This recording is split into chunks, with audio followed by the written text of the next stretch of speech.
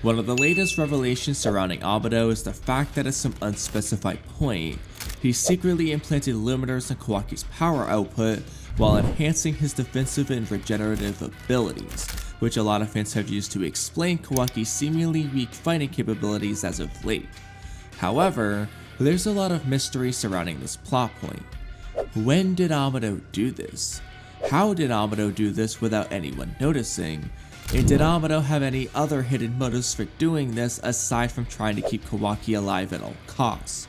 Today, I'll be going over what I think are the most likely answers to these questions and the evidence to support them, as well as briefly touching on the whole Kawaki is weak thing. Let's start with when Amado did this. There's only three possibilities. Either the limiters have always been in place ever since Kawaki was first introduced, he installed them when he reconstructed Kawaki's karma seal, rebuilt his arm, and installed the shutdown code, or he did this over the time skip. Ironically, that last one is the most popular answer, yet I think it's the least likely. So let's start with that. Now I understand why this is a natural assumption, as Kawaki has felt weakened to the Vortex so far, and here we have a possible explanation for that, but I'm afraid it wouldn't make any sense for several reasons. As we know from chapter 5, Amado's conversation with Sumire was the first time since Omnipotence was cast that Amado brought up the fact that he was the one who modified Kawaki's body. Sumire's reaction makes this very clear, and the same goes for Shikamaru and Sai. And as we've consistently seen ever since Amado defected to the village, Amado is always under the supervision of Sumire or Sai because nobody trusts him. He's done enough behind the village's back even while they were watching him. After what he did in the Code Arc, they're not just gonna leave him alone long enough to modify Kawaki's body in secret. This means that if Amado were to have modified Kawaki over the time skip, Sumire and Sai would have seen it. And it doesn't make much sense for the whole village to wonder who modified Kawaki's body if he's coming in for regular maintenance with Amado every other week. Surely Shikamaru, Sai, and Sumire aren't that stupid. In addition, Amado is basically confined to Katasuke's lab, while Kawaki is mostly confined to the room-sharing apartment on the outskirts of the village, with only Mitsuki, Sarada, Sumire, and Konohamaru ever going there for that mission. So the only way Kawaki and Amado would have even spoken is if Kawaki specifically came to Amado for enhancements, which we know isn't the case based on Boruto's dialogue in chapter 15. So unless Kawaki, Shikamaru, Sai, and Sumire are all unfathomably stupid, it doesn't make any sense for Amado to have installed the limiters and enhancers during the time skip, whereas the other options make a lot more sense. Now it's technically possible that Amado installed the limiters and enhancers either from the get-go or when he reconstructed Kawaki's karma seal, but didn't activate them until the time skip, using some sort of voice command or remote control to do so, similar to how Amado installed the shutdown code when he reconstructed Kawaki's karma, but has yet to activate it. However, I don't see why Amado would wait to activate them since, according to Boruto, this was done in order to keep Kawaki alive at all costs, which has always been a priority for Amado. It makes no sense for him to wait.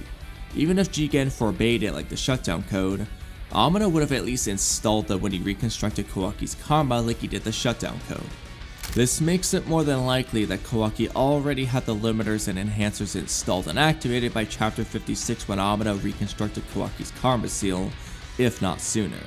Now to address the inevitable Kawaki slander, since it means Kawaki's seeming weakness as of late has nothing to do with the limiters, in fairness, Kawaki hasn't actually fought for real yet.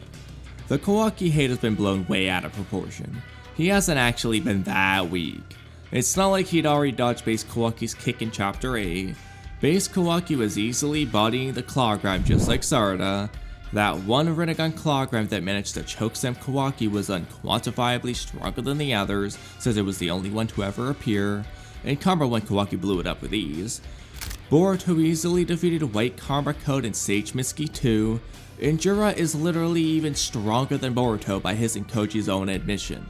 Kawaki's not that weak, his opponents are just that strong. We also haven't seen Kawaki go all out yet into Blue Vortex. But we don't know why Kawaki's been holding back its full karma power, but he hasn't spreaded the horn yet in a single fight, and honestly, he hasn't even used the karma seal all that much. So really, don't worry so much about Kawaki's seeming weakness. Getting back to Amado's limiters though, Amado could have either installed them in chapter 56 when he reconstructed Kawaki's Karma Seal, or prior to the Kawaki arc, whether he did so from the get-go or when he put Kawaki on Victor's airship in the Kawaki arc. It doesn't really matter which, the point is that Kawaki's had them ever since he was introduced. Now there are admittedly several arguments for either option, so I'll cover both and explain why I lean slightly more towards one side than the other.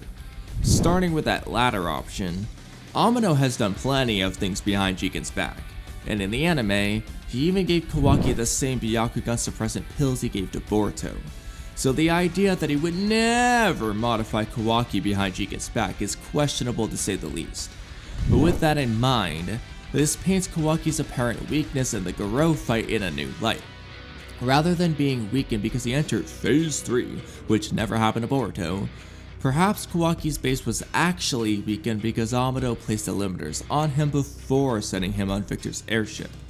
In addition, according to Amado in chapter 56, the reason Code surpassed Jigen in strength is because of the reaction in Code's body from the white Karma Seal, not because of Shibai's cells or the claw marks. Now you can argue that Amado's just being sleazy with his words like usual, but if we take his words at face value, Code surpassed Jigen in strength because of his white karma. For all we know, unlike Damon who got the reflection Shinjutsu and a major power buff, much like Kashin Koji, Code may have just awakened one of Shibai's Shinjutsu, but received no noticeable power buff overall. Damon and Eida might just be extra special, getting both the Shinjutsu and power in Damon's case, and getting literal omnipotence in Eida's case. In which case, the implication drawn from Amado's words could be accurate. There might not actually be a silver lining because of the Shibai cells. With that in mind, assuming that is true for a moment, if Code surpassed Jigen in strength solely or at least primarily because of his white Karma Seal, it wouldn't be too unreasonable to think that Kawaki would surpass Jigen in strength because of his regular Karma Seal.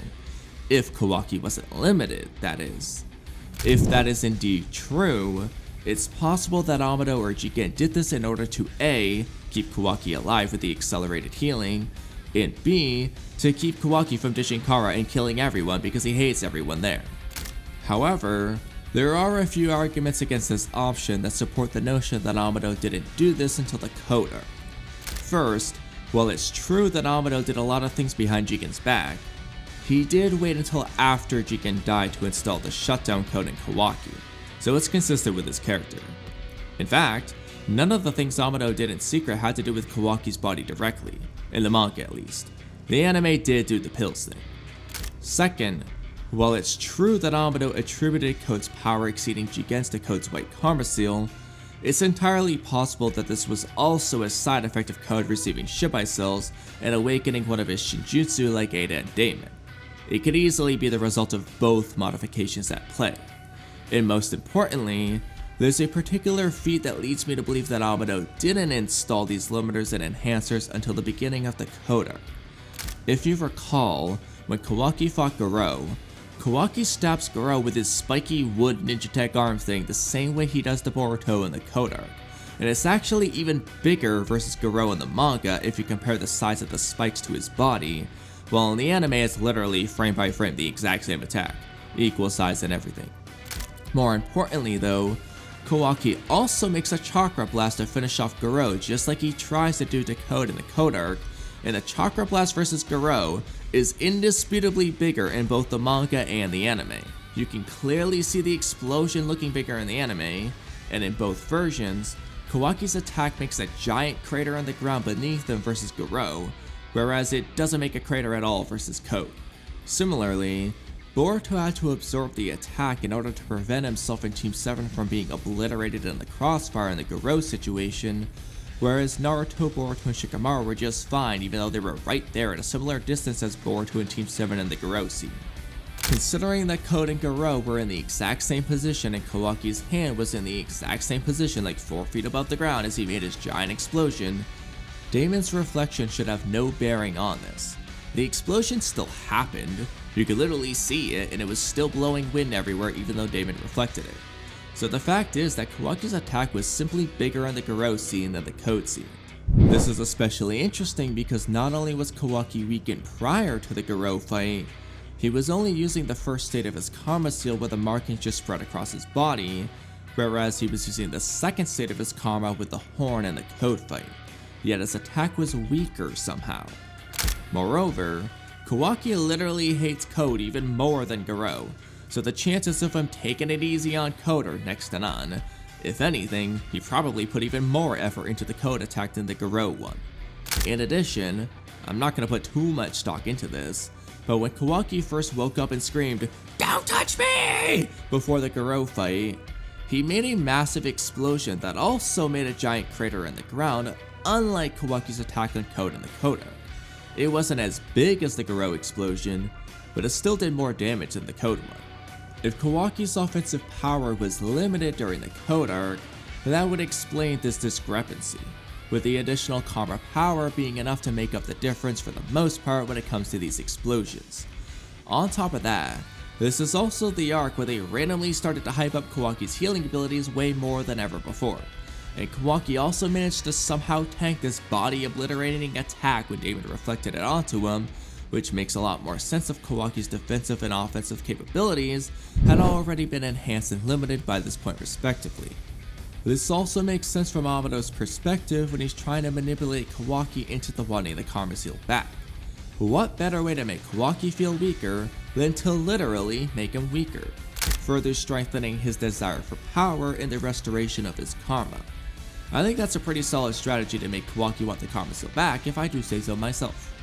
Of course, you could argue that Amado wanted to plant that reliance on the Karma Seal from the get-go before he lost it temporarily for this exact purpose, but I think it makes a little more sense of the Code arc situation, as that's when he actually goes ahead and plans to reconstruct the karma ahead of time and really tries to sell the idea to Kawaki, only starting to plant the ideas at the very end of the Kawaki arc, not every time he saw the kid. Moreover, I also think this is the easiest time for Amado to get away with limiting Kawaki's power without him noticing, as he'd be too distracted by the loss of his karma and immediately attribute his weakness to that loss, rather than considering the possibility that his base had been limited as well.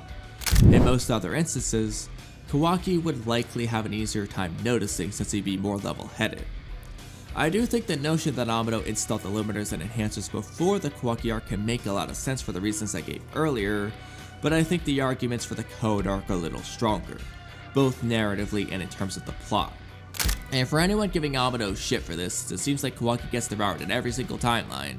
If my assessment is correct and Amado did modify Kawaki during the Code arc, had Amado not done so, Kawaki would have been hit by an even stronger chakra blast when Damon reflected it, he would have had weaker defensive capabilities to withstand that attack, and he would have had reduced healing abilities to recover from that attack. In other words, Kawaki likely would have died, so Amado did save his life by doing this, so give the man some credit, will ya? In any case, interestingly enough, the breakdown of when Amado made these modifications actually answers the question of how he did it without anyone noticing, and whether or not he had any hidden motives for doing this aside from trying to keep Kawaki alive at all costs, since he also managed to reconstruct Kawaki's Karma Seal and install a shutdown code without anyone knowing any better in Chapter 56, and his other motives would likely be to further drive Kawaki's sense of weakness and desire for the Karma Seal back.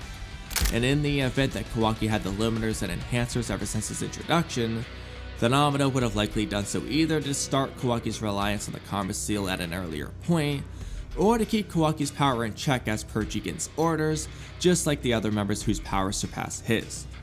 And with that, we've answered all our questions for today. Let me know what you think about this breakdown. When do you think Amado actually installed these limiters and enhancers? How do you think he managed to do so without anyone noticing? And do you think he had any other motives aside from keeping Kawaki alive at all costs? Let me know in the comments below. Watch this video here for more of my content, subscribe and like the video to help me against the YouTube algorithm, and turn on notifications so you don't miss out. Thank you so much for watching, and I'll see you guys next time.